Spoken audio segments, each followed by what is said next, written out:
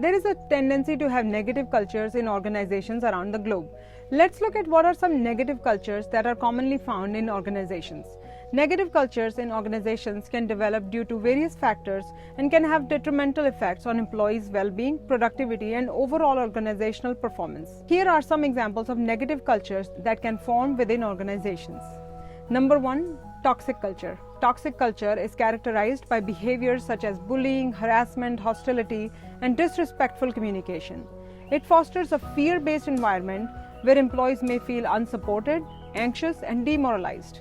Toxic cultures can lead to high turnover, low employee engagement, and a lack of collaboration. Number 2, blame culture. In a blame culture, there is a tendency to assign blame and point fingers whenever a problem occurs. Instead of focusing on problem solving and learning from mistakes, employees may be more concerned with avoiding blame. This culture can hamper creativity, innovation, and risk-taking as employees fear negative consequences for taking initiatives. Number 3, silo culture. Silo culture refers to an organization where departments or teams operate in isolation with limited collaboration and communication between them. Silos can lead to a lack of information sharing, poor coordination, and a fragmented approach to problem solving. It hinders cooperation and hampers organizational effectiveness. Number 4, micromanagement culture. In a micromanagement culture, managers excessively control and monitor employees' work, leaving little autonomy and trust. This culture can lead to low morale, demotivation, and a lack of creativity and initiative among the employees.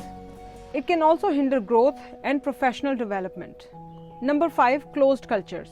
Closed cultures are characterized by limited openness to new ideas, resistance to change, and a lack of transparency.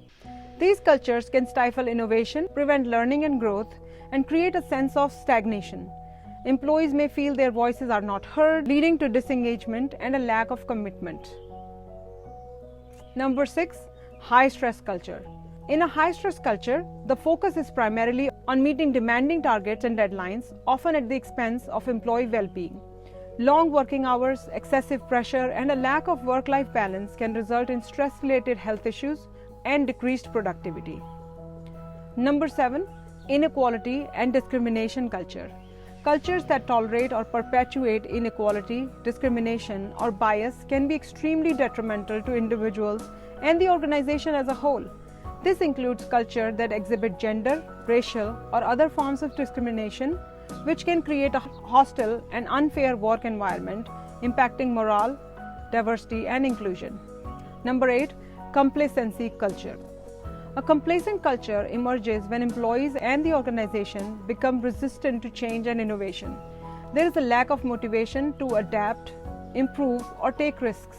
This culture can hinder growth, competitiveness, and responsiveness to market changes.